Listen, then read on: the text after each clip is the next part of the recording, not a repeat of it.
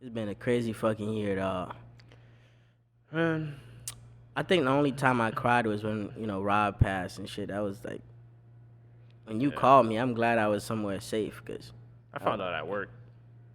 I was in my car taking somebody to work. And yeah, man, we still here, alive. Still here. The Knock we on wood. elevated.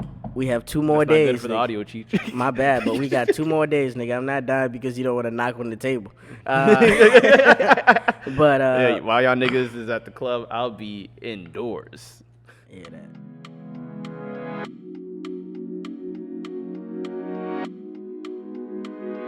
Welcome to another episode of These Are the Aesthetics. I go by the name of Cheech, aka the Hood Journalist, aka I said what I said, aka I might be single. Who's asking? That's sick. What's up, man? Man, I go by the name of Gary, aka In Gary We Trust, aka most consistent nigga in the room, aka flyest nigga in the room, aka You're taking it a little too far now. 6 feet, please, 6 feet. I feel you. Oh man, bro, we fucking here, man. End of the year wrap up, Yes, sir. bro. I don't even know if we were supposed to be here today, but shout outs to X, he made it happen. Nah, for real. X Bro. saved the year, honestly. Bro, X really did save the year, Yeah. like he, man. So literally give a slow little round of applause for Yeah. X, man. XMD Productions, man. Yeah. Also shout out to Rob. Shouts out to Rob, man. And his family for holding us down. Yeah, man. Shouts out to his son for like sending us some of our shit so we can continue doing the podcast. That's true. That's true. Because a lot of people gonna be like, man, fuck you. My dad just passed. Why the fuck I gotta cater to you now? It's like, I just want to say I'm really appreciative. We were really like lucky like to like where we at. We had our first live show this year. Well, let me say something. Let's not move on too fast from Rob's son. Like, this is why I love white people sometimes. Like, when they die, they shit was organized. Like, they already know what was gonna go to what. Like, it felt like it was a process. Like, oh, okay, my dad was responsible for this. Let me make sure his businesses are in order. And then you get what I'm saying. Then we could worry about the money. Like, black people automatically go fight over the money. They go crazy over the money. Oh, my dad was Prince. I want 30%. Like, yo, relax. Can we bury the man first before we start going crazy? It's Like, instantly a Tyler Perry movie. exactly. So, Yeah. But yeah, man. Niggas be like, who gonna pay for the casket? Who making the food? This and that. White people always got their shit together, even though it'd be sad, but it's like everything is ready. We got the priest, we got the church, we got the outfit, we got the coffin. Black people would be like, well, I don't got the money for this shit, so we might have to just ash the motherfucker. Yeah, G shit. But how you feeling, man? I'm good, man, bro. Freaking the holidays. I've had, I would say I've had better holidays, but I'm still glad I was able to see my family.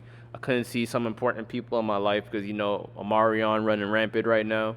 You know what? The actual name is Omicron or I know. something like that, but I know. the hood call it Omarion. I've been calling it Omarion. Yeah, man. Like, I'm just very like thankful and grateful. Like this year made me. I've been more grateful than ever. I quit my job and I took like 6 months off just to I don't know, just like figure out my career, just like figure out some shit.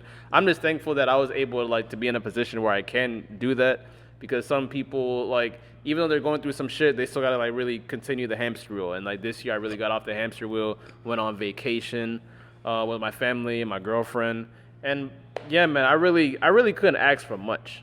And I was actually looking back. I remember how some people be saying like rappers, oh, I came from nothing, I came from the ghetto. Fam, you had a family. Niggas like, oh, I'm poor. Like, I'm gonna address that. Like, I grew up rich in life. Because the fact that I grew up with a family, parents that love me, friends I can trust. That's more than That's a luxury. That's a luxury. Yes, I wasn't rich financially, but the fact is I'm rich in everything, and I had shit that money couldn't buy. So I've been more grateful than ever this year. I've been very grateful, appreciative. I've had some solid people in my life this year. Shout out to Osil that really opened my eyes about traveling this year. I really started getting into that bag lately, which was dope. But yeah, man, I was grateful to be around family. I'm closer to my sister than I ever been.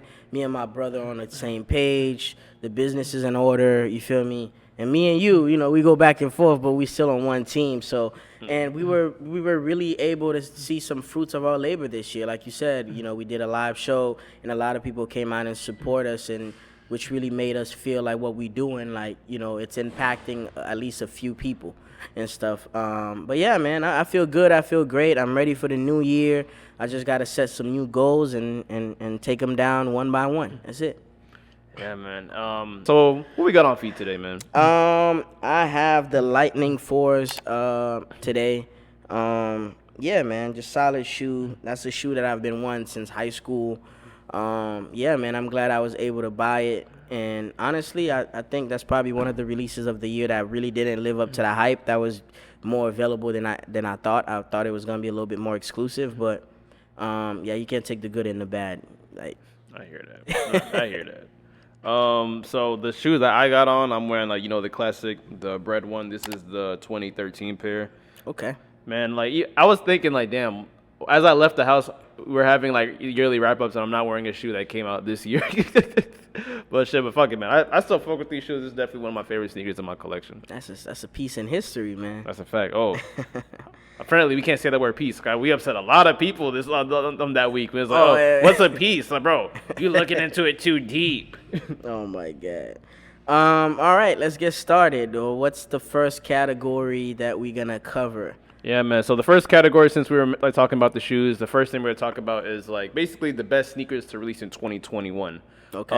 I wish we could do a deep dive on everything, but I'm just gonna, like, shoot out some names of some sneakers that came out real quick. As far as retros go, like, basically colorways that already existed but just came back in 2021. Mm-hmm. You got the Raging Bull 5s. Yes, sir. You got the Carmine 6s. Then you got obviously the cool gray 11s that come out every year. Not the cool grays, but just Jordan 11s in general. You have Off-White was doing some shit this year. You got the 50, the Nike Dunk collection, the Jordan 2. Then you had the Air Forces that released as well. You have New Balance. We had that conversation. New Balance went nuts this year. Yeah, New Balance literally went crazy. I never really knew that New Balances would really, like, sell out the way they do. And the fact that, like, New Balance have been so widely available, and it's weird seeing New Balances in resale shops. That's even crazy now. As far as with Joe Freshgoods, Salehi, Zhao, and plus I don't know if you know that Refined Future collection. Mm-hmm. Bro, them shits go for like $700 now. Stray Rats. The Stray Rat collection. Yeah, wow, I forgot about the Stray Rats. Yeah. And then definitely one trend that definitely took over, like, the sneaker culture in 2021 is definitely cozy wear. Mm-hmm. Thing I go by, like, cozy wear is basically like the slides, the Crocs, the foam runners, Yeezy slides, the Birkenstocks been, like, more popular than ever. And I was really thinking, like, why was, like, basically, like, more relaxed wear more popular? I think it's because since 2020 was, like, one of, like, the years where everyone was home, and people realized they just got used to just, like, wearing slides all day. And sweats. Slides and sweats. So it's basically, it makes sense why when people leave their house, they're still trying to get used to wearing sneakers again. Yeah. I mean, I remember when they killed Kanye for just wearing those, and they said, oh, nah, what is that? It looks like algae. And like, look, like, you know, every brand now is trying to make their own version of this, and it really shows, like, that nigga is impactful in every decade. He has something, like, that blows us out of the water. Like, this is crazy. As far as, like, it's like, yo, if your pockets wasn't right this year, it was not a fun year for you. It wasn't a fun year for me, because it's not even the fact that your pockets wasn't right. If you couldn't even get the shit for retail, you was out the game. Out the game. So I want to ask you, did you have any, like, personal favorite cups? I got the Raging Bulls. I got the Lightning 4s. I got my first pair of New Balance sneakers this year. I mean, I've had, well, actually, my first pair of 991s this year. I've had the 574s in high school. I've had a few other models. But, you know, I really gave in and, like, tapped in. Because, you know me, I want to have, a little piece of everything in the collection to kind of feel complete. So, yeah, man, I got a few Converse, Nikes just to work out in. Just some comfortable loungewear shit. Because I didn't really do much but, you know, going out, you know, sometimes, like, you know, at night and shit. But I hear you. Yeah, some of my favorite cops of the year. I copped the Grinches earlier this year. I think you guys saw it on on the channel. I was there. You was definitely there. I had the P-Rod Nike SBs. I really like those. One sneaker that I copped, but I fucked up. I gave up the wrong shoe for that shoe because that shoe goes for like damn near retail. I got the Bacon Air Max 90, but I traded my fucking Cool Gray 4s for those. Oh yeah, you tweet. Bro. You played. I've heavily played myself, dog. But sneaker of the year, quote unquote, that's been on everyone's mind, all these sneaker blogs. So apparently, the Jordan on year 3 has been everyone's favorite sneaker of the year. So I want to get what's your take on that? My take on that is just because it was super exclusive, and just because the materials were like luxe materials, like, you know, I would say luxury materials, that does not make it like a sneaker of the year. Sneaker of the year is something that, to me, is everybody was talking about, everybody was able to get. You know, that shoe sold a lot. You know, every time I see that shoe, it just looked like a basic ass shoe. A basic ass 3. There's no history behind it. I'm sure the brand has its own history, and that collaboration meant something. But to me, brand. But to me, it was not that deep. I mean, shout out to, you know, the black owned brand for getting that opportunity with Jordan and stuff like that. But to me, it was overhyped, and there was a few other sneakers. I would literally put the Raging Bull as the sneaker of the year for me. Really? Okay. Yeah, with the on year Jordan 3, it's cool, but I literally told everyone the sneaker kind of has that boring aesthetic, but I told everyone Instagram was gonna make that sneaker look cool.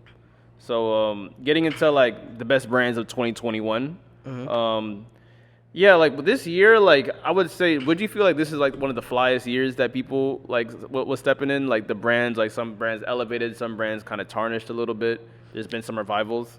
I think because we weren't outside, we were watching everything on social media and online. A lot of things. We weren't outside? Or I was. No. You wasn't out. But I'm meaning like the general public, like overall. I feel like a lot of people weren't out there looking at stuff, going into stores, trying things on. And you know, when you see a product online, they make it look so appealing for you to buy it until you get it in the mail.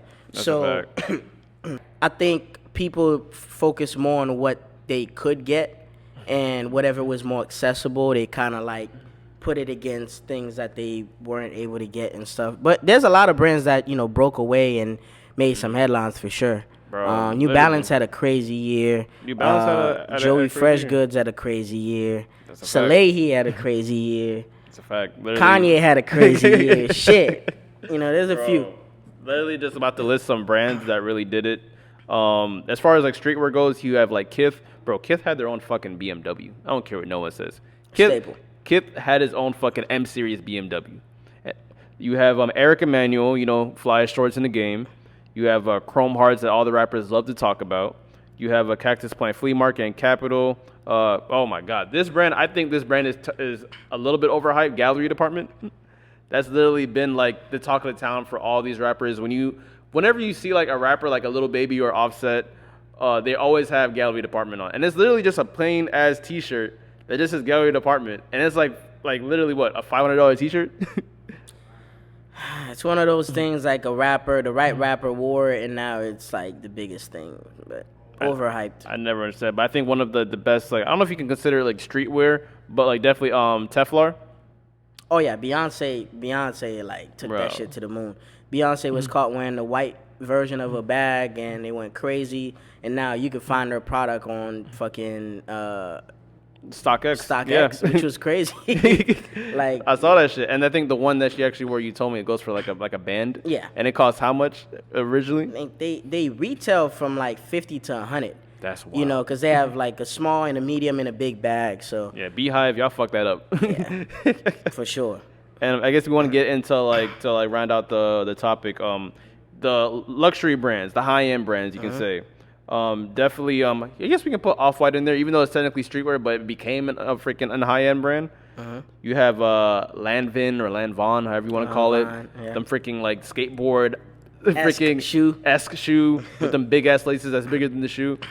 You have Louis Vuitton, obviously R.I.P. Virgil. He took Louis Vuitton always to the next level. Prada, I'm giving Prada the freaking crown for the best button-ups in the game. And the bucket hats, they made a major comeback with the bucket hats. The bucket hats is definitely plush.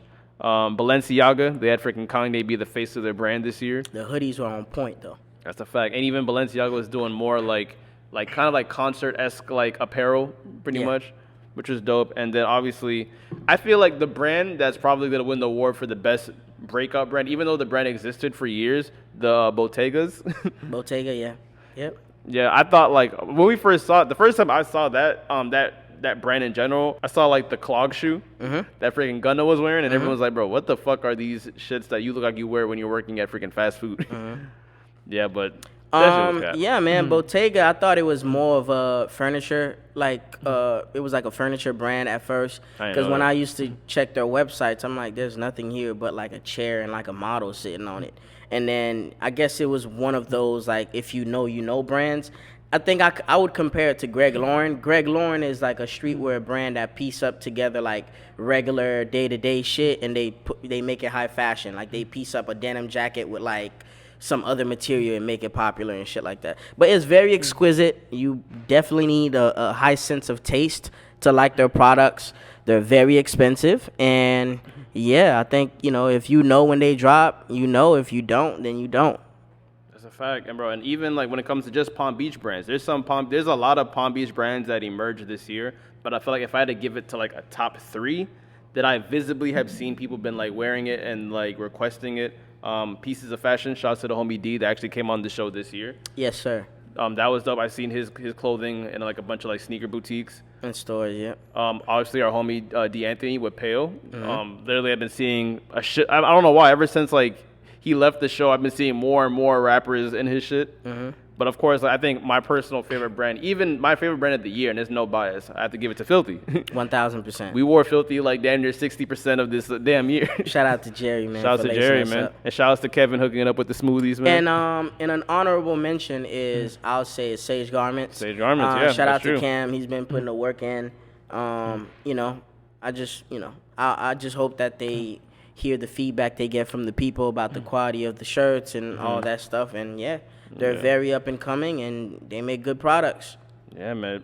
Yeah, Cam, be killing it, man. You killing it. All right, now we gonna talk about some fashion news, some should. moments that really like shocked us, made us think, made us pause. Yeah, man, we starting with Virgil, man.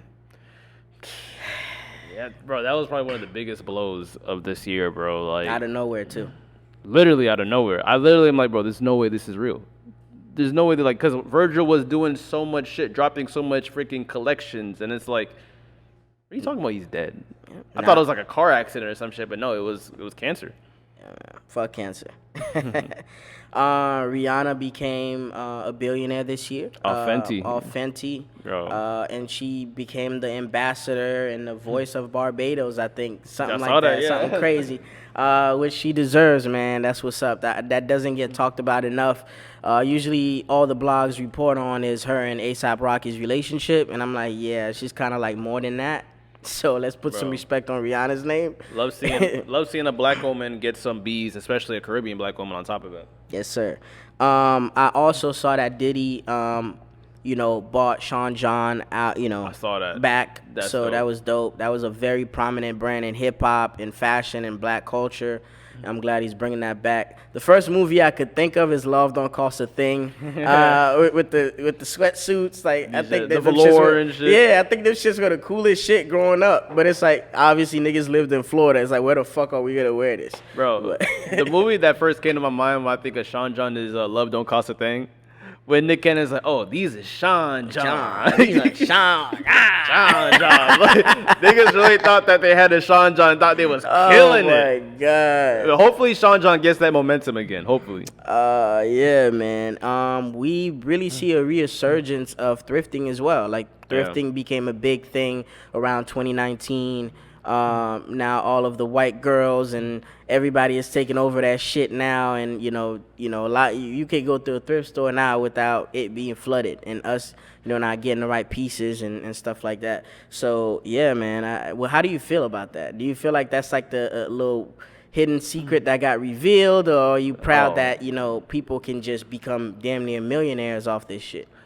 As far as like thrifting, it was really cool to be like, because thrifting was considered the if you know type thing. It just gets a little bit annoying when you go into like a Foot Action or You go to like some like high end place like H&M, they try to recreate like a vintage tee.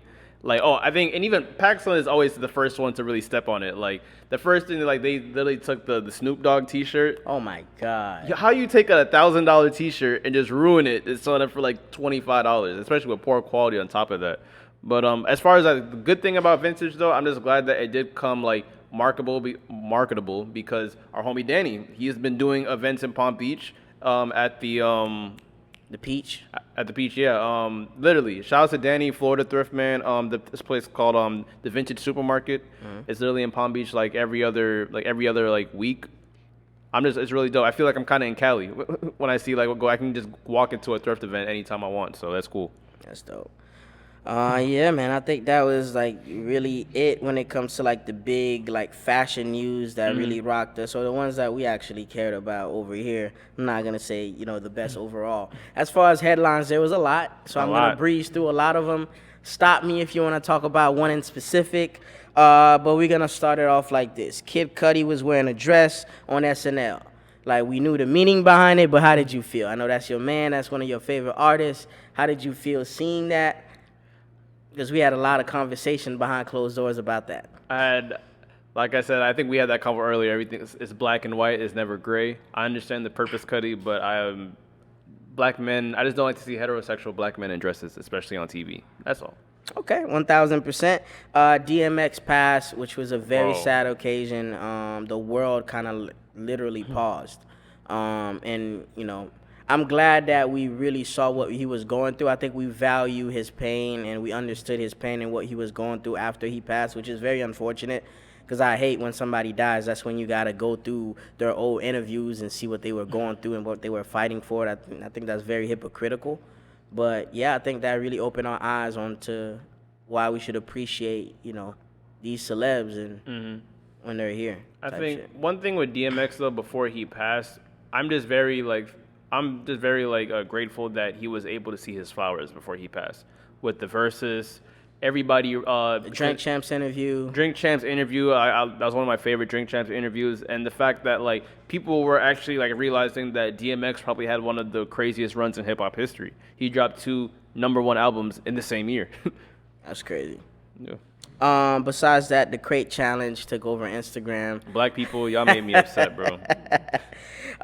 We also saw the lady in the beginning of the year, the Gorilla Glue. The Gorilla Glue shit. Yeah, that shit was crazy, man. It seems like a blur, but that was actually a big deal. I think that happened around February or January around there. I just want to tell black people, just stop being followers, bro. Just because, even with the Crate Challenge, just because you see somebody doing something, we don't always have to do something, especially when half of us don't even have health insurance.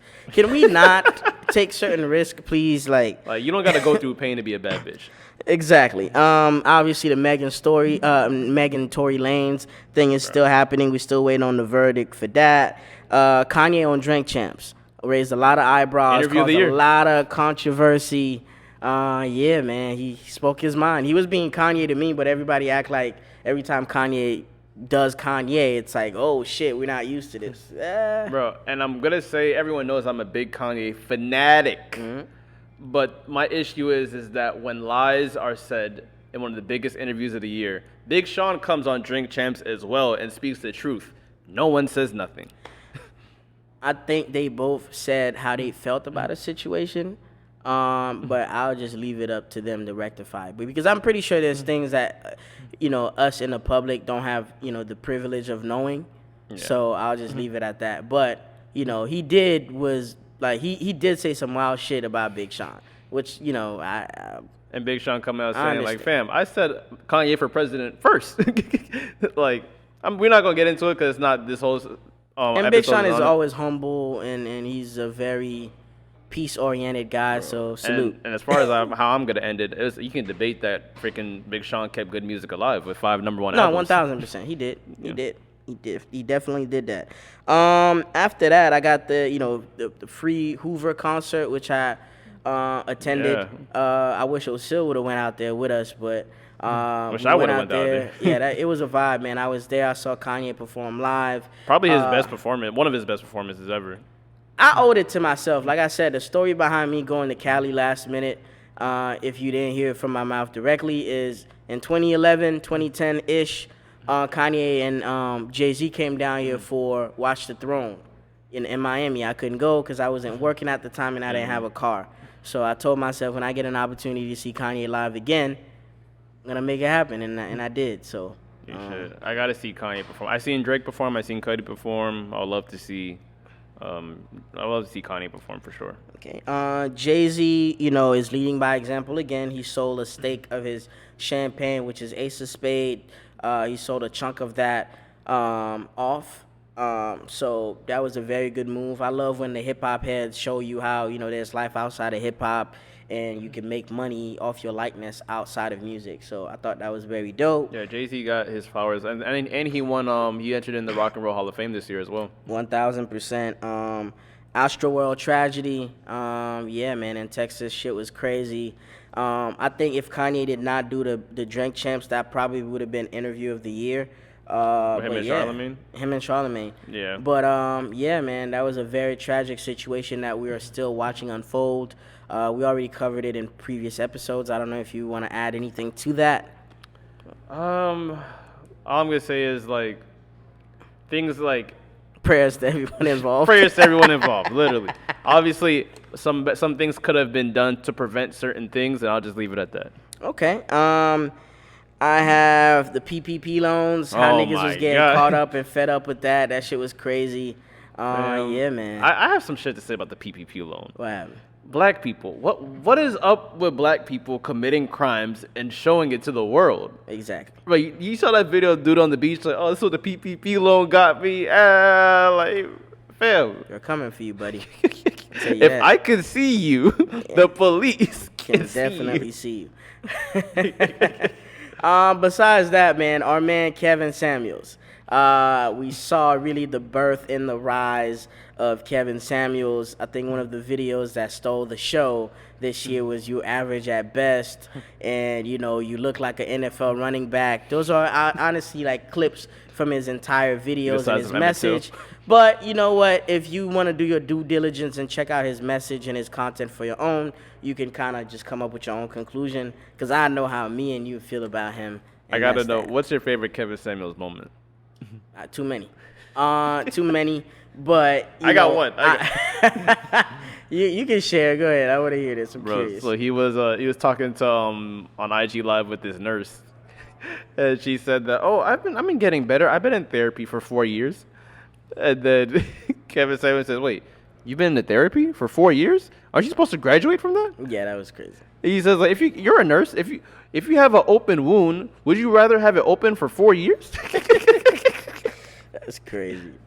Oh, man. Besides that, Derek Jackson, the leaders of the feminist community on Instagram. Down bad. Yeah, man. He got caught cheating on his wife. That caused a whole frenzy. And, I kind of saw it coming, man. Any of these dudes that are trying to come off as polished and perfect on Instagram, like, fam, outside of Instagram, you got a real life, a real woman to deal with. So life is not perfect itself. So Bro, I don't expect you to be. I'm just a fan of practice what you preach. 1,000%. I think how a lot of people react to the Derek Jackson, that's how I would react if Dr. Umar is found sleeping with a white woman. Yeah, that would be crazy. That would be on the news.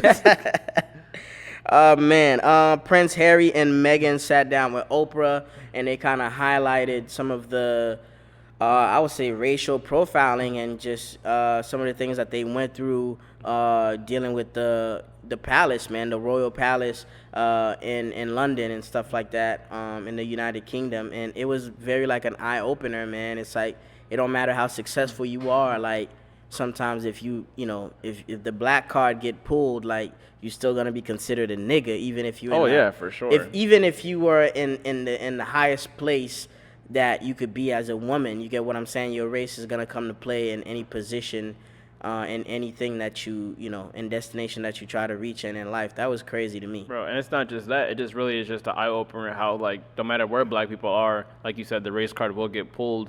And I was actually watching, a documentary about how, there's some black people who win the lottery and still don't get the respect when they move into those big, nice neighborhoods. because people are gonna be like, oh, your money was just given to you. You didn't work hard for it. This and that. So black people, will, no matter how rich you are, and I'm pretty sure Jay-Z still gets looked at sideways sometimes, depending on the room that he's in. But black people will always have an extra eye on us and some more like more obstacles to go through. Britney Spears finally got freed from her dad. The conservatorship that she was under. If you're not familiar with Britney Spears, you could kind of look it up yourself. But pretty much her dad was in control of her finances and her life for a lot of years. And she finally break freed from that. And yeah, man. And can you just imagine your parents controlling you, in your 40s, up to your 40s, and now heading to your 50s, and you haven't seen a dollar that you earned, and you can't go to the mall by yourself, you can't see your kids by yourself. You can't even get pregnant. You can't even get pregnant. You can't have no boyfriends. It's like she was practically in jail. So shout out to Britney Spears, and prayers to everyone involved. Imagine, I hope no matter how rich I get, I just don't want to get into that position where I'm suing my family. Yeah. I just don't want to have anything against my family, because I feel like you guys should be the reason why I'm here. And I should be nothing but grateful, but, I expect to go through the nigga shit where it's like Kanye's like his laptop gets stolen by his cousin. That type of shit, I understand. But me actually auditing my father type shit, that's nuts. Yeah, that's crazy. Simone Biles and Naomi Osaka actually raised some awareness during the Olympics. Simone Biles dropped out, and Naomi Osaka refused to do a lot of interviews because she was putting her mental health first. Obviously nobody wants a camera in their fucking face all the fucking time asking them questions, especially if they lost or win. There's a lot of things that these athletes go to, training, prepping, going through, winning, losing the Olympics. Imagine training for something your whole life and get told you're in second place, or you did not win, or you win and it's like there's 1,000 cameras heading your way for you to say something. You get what I'm saying? So I could definitely see that as being a lot of pressure on somebody in their 20s. You get what I'm saying? That is new to all of this. So I thought that was very necessary, because we look at athletes like, we own them because we're paying some money to watch them play or compete. So I thought that was very important that's something very important that got highlighted this year. That's a fact. Who? Jennifer Lopez and Ben Affleck, they got back together. Big fucking whoop. I mean, shit. Who gives a fuck, man? Yeah, but that was all over the place this year. You know how the blogs go. Lil Nas X revealed a baby bump that sent everybody into a frenzy.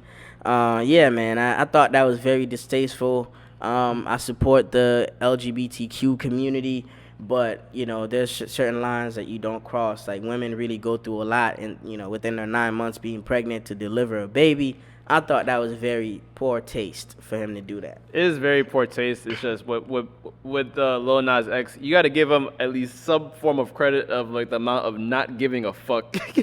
He's a troll. I'm gonna give him that. He gets a lot of awards for not giving a fuck. Obviously, Kim and Kanye debacle. Really. Him moving across from her filing to be legally single again. Fucking Pete Davidson. Yeah, so it's been a crazy year for those two. Lori Harvey and Michael B. Jordan, do you think it's real love or a business move? Real quick. Both. Okay, got it. Have you been following the NFT craze? Everybody is into NFTs now. The year before it was stocks, and yeah, man. Like I tell everyone, and everyone gets upset when I say this, I'll invest money when I have disposable money. Nah, that's 100. The baby at Rolling Loud. Bro, the baby in general. This nigga Oh my God. says that watch at Rolling Loud, him and Danny Lay. Like, he's been wilding out this whole year. He does. I think 2022, if I had to give the baby any type of advice, just enjoy your money next year, fam. And relax. Do your little shows. Just say your lyrics. Leave. Stay out the public light, the limelight. Make sure all the baby mamas is good. Pay your taxes and relax. Pay your taxes. All right, let me get your quick take on Dave Chappelle. How do you feel about Dave Chappelle? Oh, that was probably one of my favorite Dave Chappelle stand-ups. I don't think he said anything wrong. like I said, like I think people are forgetting about the true art of stand-up comedy. What I love about stand-up comedy is that that's one time you can be fully, truly honest, because you can say whatever the fuck you want through humor, as long as like, because when he was making his points about like the gay community, the white community, black community, he's talking shit about everybody. But I think people just kind of created more of an uproar when it comes to, oh no, you can say whatever the fuck you want about any type of community, but leave them out of it. Fam, like you're kind of crippling that community at the same time by doing that. True. If you want everyone to be equal, everyone can get the hands, pretty much. Pretty much. And like you said, your first point, like he's a comedian. So you have to go into it like, hey, I'm here to laugh. You can't be like, hey, I'm here to judge. So, you know, that was kind of crazy to me. But yeah, man, it's like if we fighting for equality, like everybody should get it. The jokes is on everybody. You don't want me to put you on a pedestal. You don't want me to treat you different. So okay, cool. If I'm talking shit about everybody, then everybody gets involved in the jokes. Everybody gets the jokes.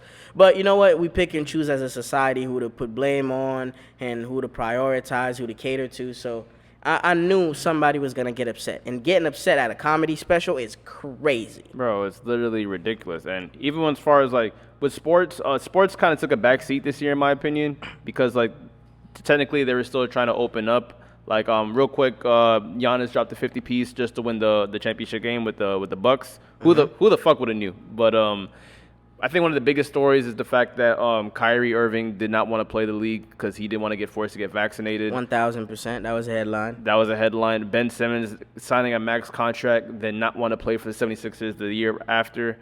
That was crazy. It's, I don't know, the year was literally crazy as far as sports. Freaking the Paul brothers are now freaking full-blown A-listers now off of fighting. Yeah.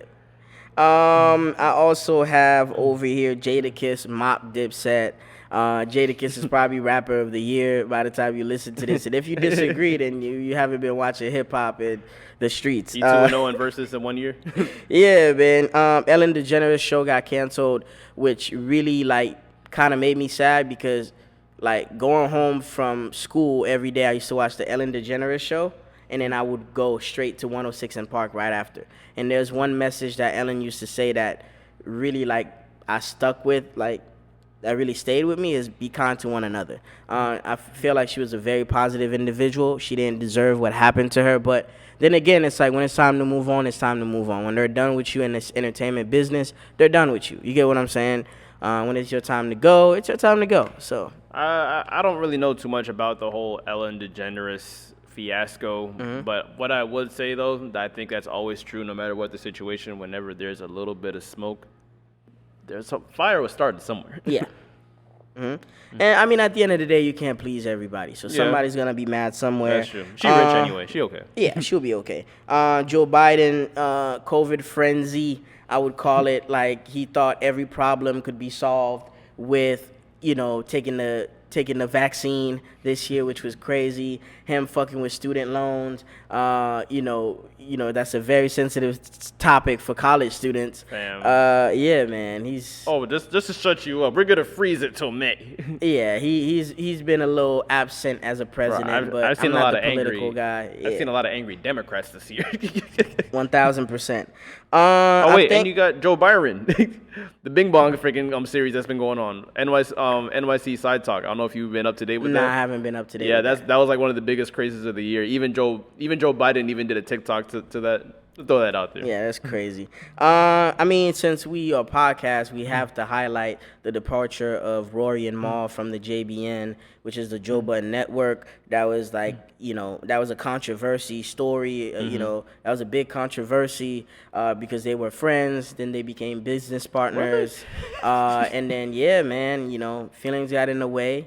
Greed got in the way. Money got in the way. And they went their separate ways. Yeah, man. That was very unfortunate because the reason why I fell in love with podcasting was because of them.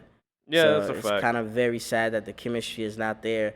The show definitely now is a little bit more mature, but it's not the same as it used to be. I think everything happens for a reason because as we were watching, I started watching the Joe Budden podcast for like a year. There was to a point where it's like it just felt kind of forced. I do like the steps that Joe Budden did by putting Ice and Ish on it because it's kind of a more mature and kind of like a grown-up podcast. And with the Rory and Mal, it's a little bit more relaxed. It's more like the podcast you can just sit back, smoke weed, and chill. and they have skits and shit. But I think everything happens for a reason. And the last thing that was like a very big news in the music industry was Benny the Butcher signed to Def Jam. Benny the Butcher is a rapper that is with Griselda Records. They kept alive like they were a part of the underground scene in hip hop. They were very vocal about not being mainstream, not being signed unless the momentum was right, the money was right, the business was right. So, the internet went crazy when he signed to Def Jam. And, hopefully he got in a good situation. He's not getting fucked. That's all I could really wish for any black man doing business. With the Griselda, I'm really proud of like what that team has done, because I know like Westside Gunn was very like adamant about like not trying to be like all mainstream and ish. Fam, you got on the Donda album, bro. I think your career about to go to the next step, whether you like it or not. You in every circle, every big. You an exec now, so it's like you should, man. You wearing all these chains, someone gonna notice you at some point. Exactly. You want to go straight to music since we were kind of talking about music? Yeah, man. Let's talk about music. We could talk about the heavy hitters, and then you could tell me some of your favorite albums of the year, and I'll do the same. All right. So as far as as heavy hitters go, you have Donda. Obviously. Donda, one of our favorite albums. Personally, probably my favorite album of the year. You got Donda. You got Drake, Certified Lover Boy. J. Cole, The Off Season. Playboy Cardi, Whole Lotta Red. It came out Christmas last year, but it technically played out throughout all of 2021. Bro, one of my favorite tapes of the year with Tyler the Creator, Call Me If You Get Lost. Okay, that was solid. Don Toliver, Life of a Don. You have Young Thug with the album Punk.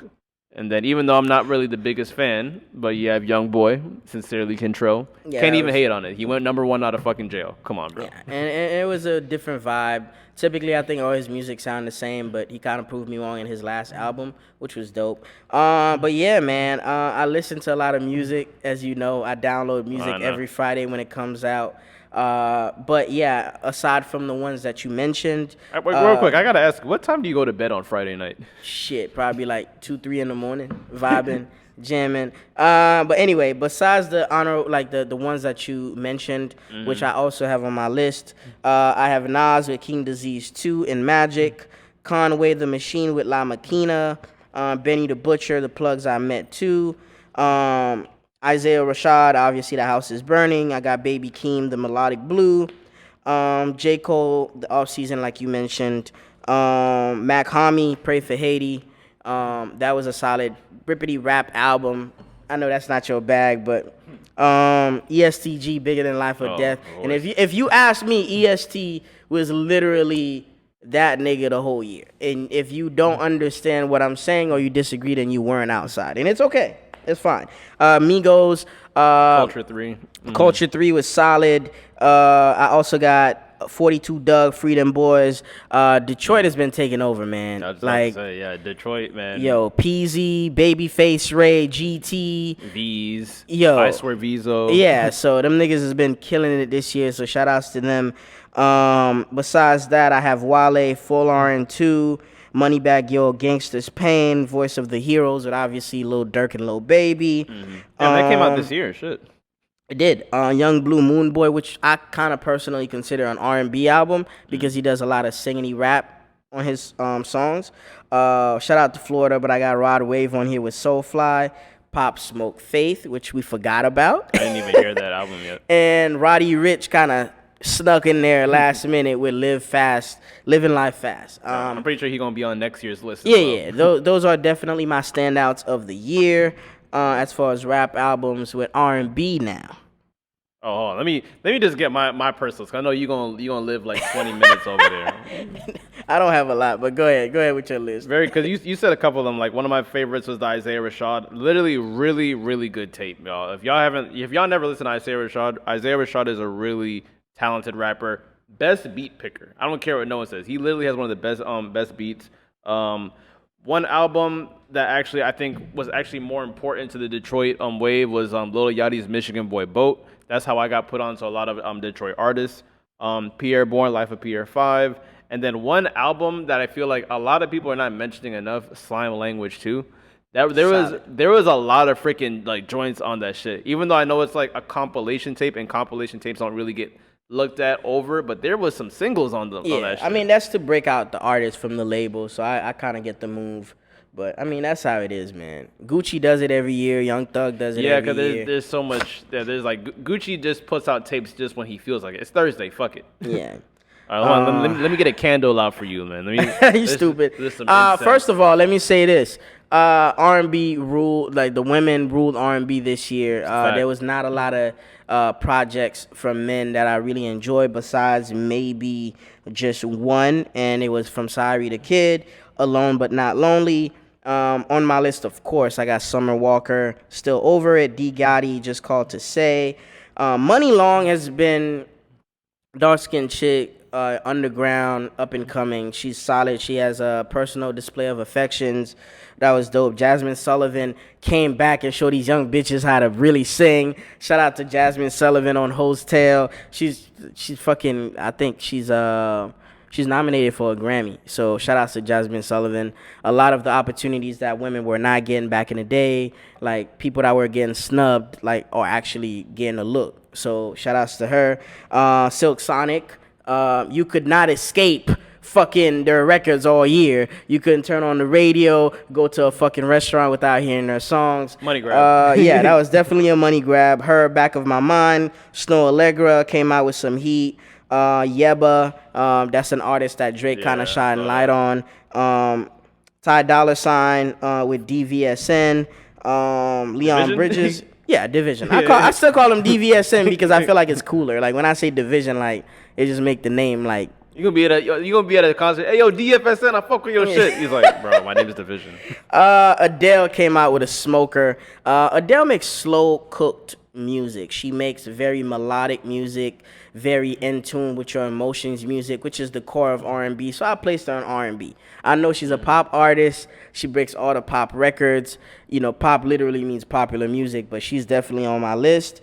Cleo, I see the black influence, so I'm not gonna put it. Nah, there's a lot of she looks up to Mary J, Nina Simone, so she definitely has black influences that, you know, kind of influence her music. Telling black people right now, if Post Malone do an R&B album, y'all in trouble. Yeah, that's crazy. Cleo Soul, Mother. Cleo Soul is a UK artist that does the slow melodic. UK, well, they have some of the best breakout actors and some of the best singing voices. Like we really got to get on our shit, bro. Because niggas like, bro, in the US, people just take their time and they take the what we have available to us for granted. Like some niggas really out here grinding for the #1 spot. And then the last two I have was Tank, which is a female artist, Heat of the Moment, and Jack James, which is another UK artist. His project was called Joyride. That was not so bad. Bro, how did you really listen to all those albums? All of those projects.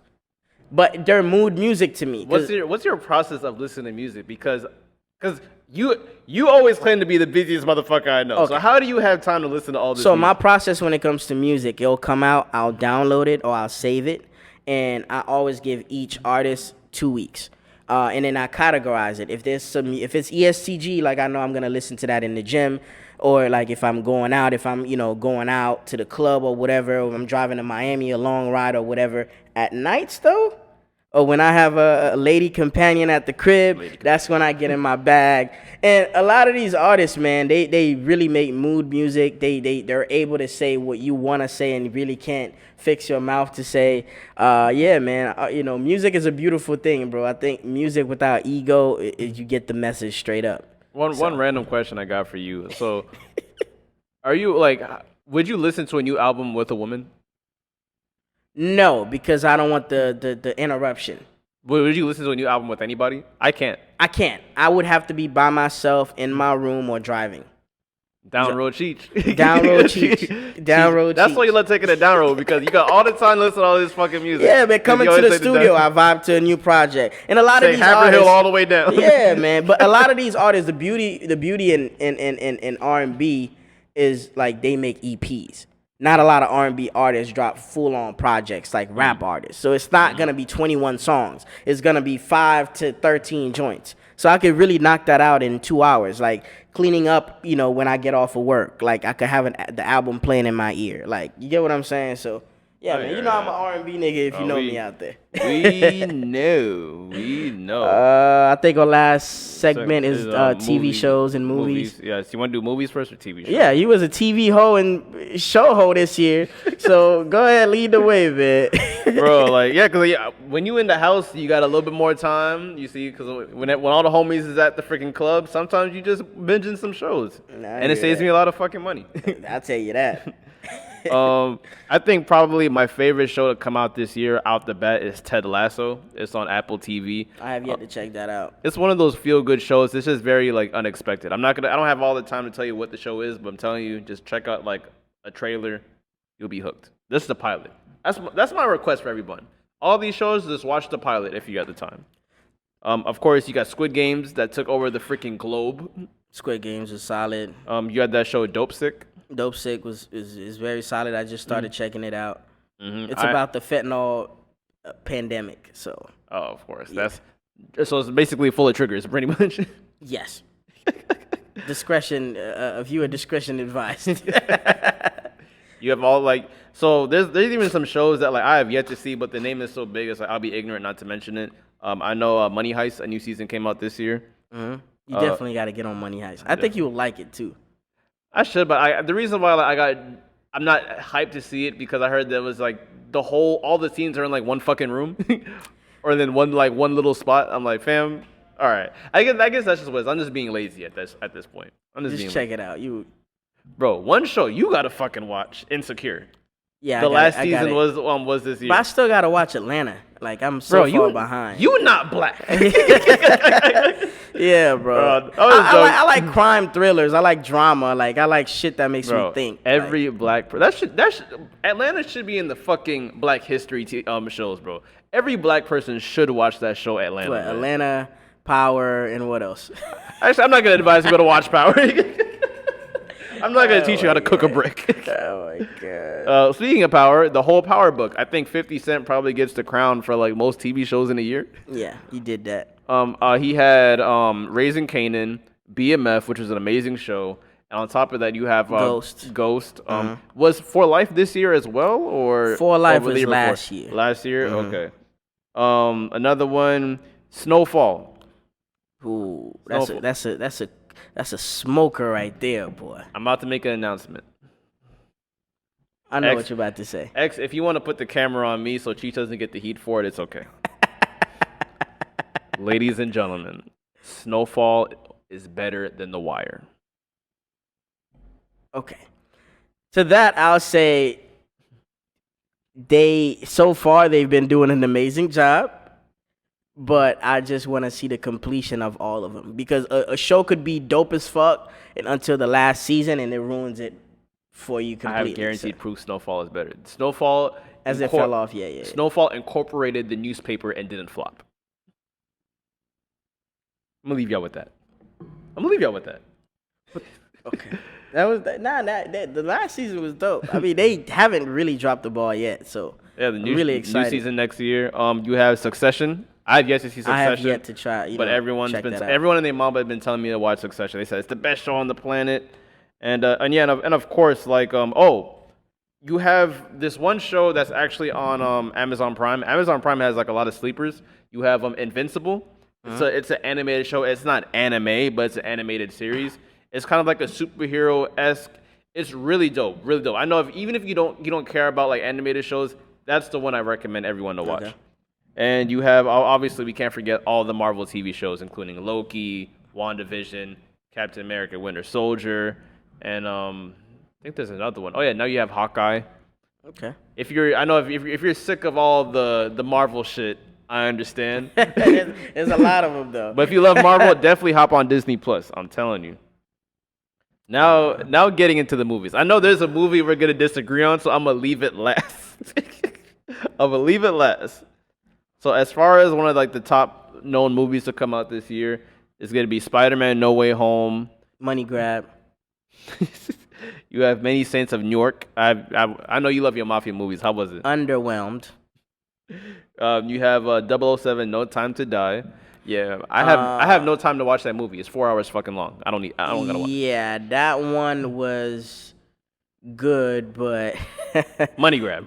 Okay, this is my thing. Real money grab season. It was a completion of the James Bond series. They have plans to make the next James Bond a woman, which I don't know how I feel about that yet, but beautiful performance by Daniel Craig. I love James Bond. You know, I could sit there and name all the reasons why I love James Bond, but we don't got time for that. But it was definitely, it completes the story. I was underwhelmed, though. I was underwhelmed. All I'm going to say is the fact that they denied rumors, they denied Idris Elba to be 007.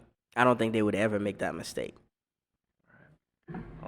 Just gonna say. But again, the race card gets pulled. I know because at there's certain heights. rooms Yeah. you can't go into. That's a clear example. I get it. And Idris Elba is one of the cleanest niggas on this planet. Yeah, he definitely could pull that shit off. So you have King Richard, really good feel good movie. I still haven't seen it. Really good. I've heard only good reviews about it. If you're watching that movie and you expect to see a Serena Williams movie, that's not it at all. It's really about her parents and her sister Venus majority of the time. Candyman, I know you had your words for it. Money grab, and also, like, this is not a knock to, again, the LGBTQ community and the movie studios. I understand you guys want to incorporate every element and be inclusive in all the movies, but I would like to see a gay couple with a role that they can actually dominate. I don't want a gay couple to be there just kissing and hugging and being gay on camera. I want them to have a role in the movie. Like, when you do things like that, I feel like you just... Oh shit! We got the black guy, we got the white guy, we got the Asian guy. Let's get the gays involved. Like, you catering too much, and it's like, give me a dope product, and who gives a fuck? If it's good, everybody's gonna enjoy that product anyway. Yeah, especially if you have like a gay superhero, he better kick some ass. I don't give a fuck who he fuck, what he do. He better kick some ass. And see, you definitely gotta watch Money Heist because the dominant characters. Hey, as long as they kick ass, that's all. They. As far as two movies that actually really shocked me. You have The Suicide Squad, the movie with John Cena and Idris Elba. That was dope. I walked into the show expecting not to hate it, but I ended up loving it damn near almost more than the first one. And then a very underrated movie. It's long as shit. I'm telling everyone, it's long as shit. But the Zack Snyder cut of Justice League, bro, one of the best films I've probably seen in a while. And it literally, when you watch that, you never want to watch the theatrical version ever again. Because that movie really shows you, like, if you want to be a director out there, directors really matter. Yep. They really shape the movie of what you want to see. So it's really cool. And as far as docs, the Kid Cudi doc was kind of a big deal. The Biggie, I Got a Story to Tell. Even though I know we've all mentioned Biggie Smalls a lot, but that's a really good documentary. Mm-hmm. What I love about that doc, it mentioned a lot that he was Jamaican. No one wanted to say it, but he is Jamaican. He's from Jamaican descent. All right, okay, whatever. Then you got the Jeffrey Epstein doc. Oh my God, nasty behavior. So one movie that I actually disagree hard with Cheech. So the movie Shang-Chi. Okay, go ahead and give your take first before I start shitting on it. So the movie with Shang-Chi.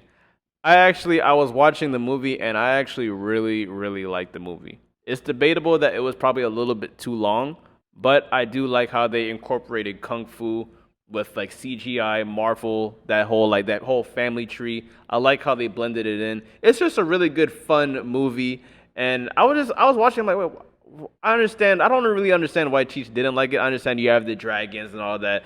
Keep in mind, y'all, I don't think Cheech is a fan of CGI in general. Oh my God, you have monsters? All right. No one's having guns. No one's having a cigar in their mouth in a mafia movie with a cat in their hand.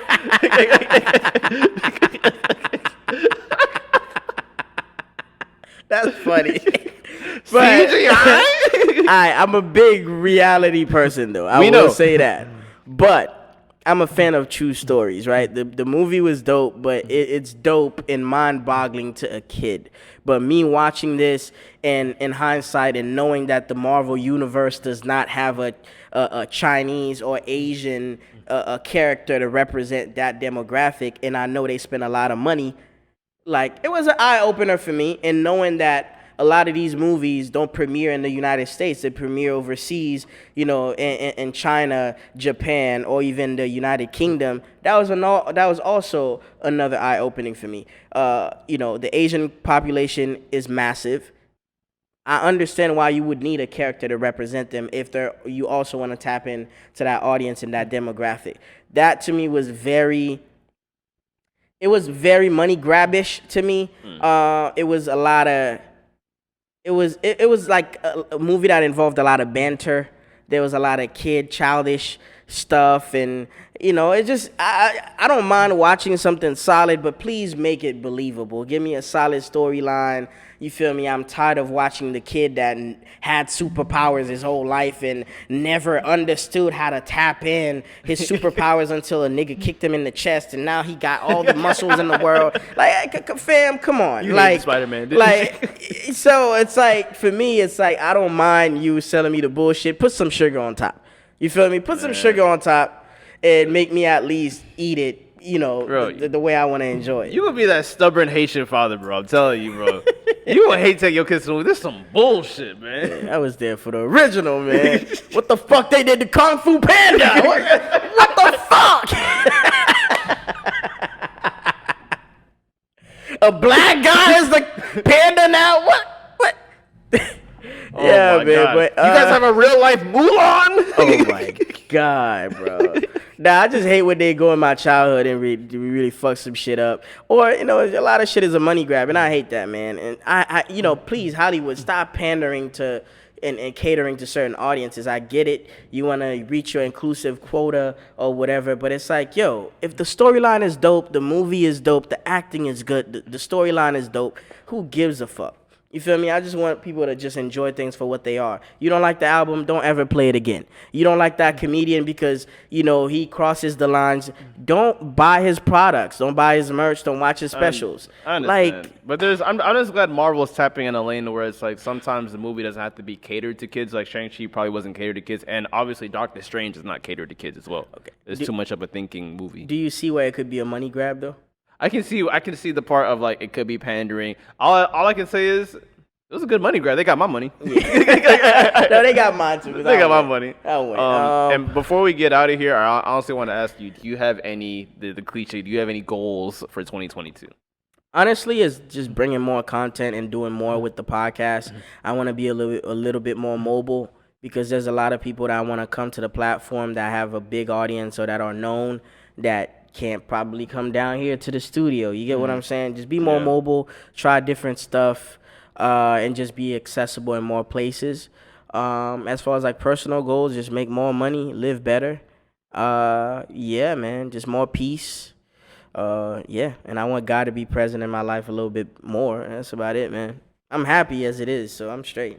I hear that, man. With me, as far as like certain goals, like especially with the podcast, I want to just start being consistent. I want to we the most consistent podcast in the city. I know, but it's like I want to like kind of like a little bit branch out more to outside of Palm Beach. Maybe if like even Broward is like feeling us now. Maybe Orlando. I just want to like expand the horizons where it's like we're just not looked at as just like a Palm Beach podcast. Mm-hmm. As far as with me personally, I want to keep being consistent. I want to get a job that's pay me good money, at least enough money where I can live comfortably again. And on top of that, this is kind of a weird goal, but I definitely want to be a tad bit more selfish. The main reason why I want to be just a little bit more selfish because, like I said, like we're a consistent podcast. I'm probably one of the most consistent people that I know, and I just tired of being a part of certain shit where it's like, if everyone's doing their job, I want everyone to do their job equally. Pull your weight. If you have an assignment, do it. And if everyone's not doing their job, there needs to be some rebranding here. I just want to be like a little bit more selfish to some shit, to tell people I'm really like on a path somewhere.